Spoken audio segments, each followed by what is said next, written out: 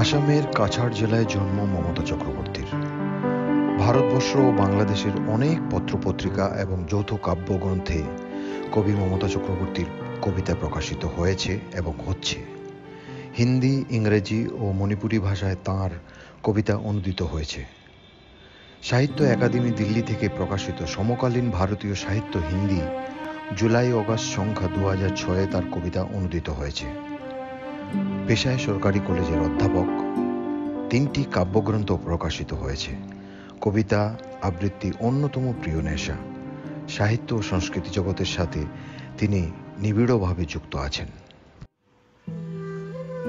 কবিতার নাম দুর্গামণি, কলমে মমতা চক্রবর্তী। ডান পিঠে দুর্গামণির জলে কাদায় বাস, জন্তু আর সরীসৃপের সাথেই বসবাস। নামের সাথে মিল আছে তার, লড়াকু আর দৃঢ়।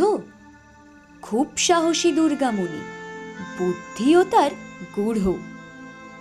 মিষ্টি স্বভাব দুর্গামণির, দিব্যি কাটে দিন।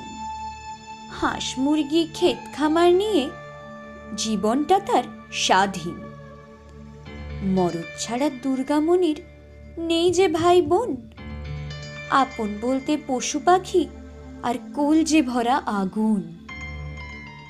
নদীর ধারে কাশফুলেরা হালকা হাওয়ায় নড়ে, শরৎকাল এলেই যে তার মাকে মনে পড়ে।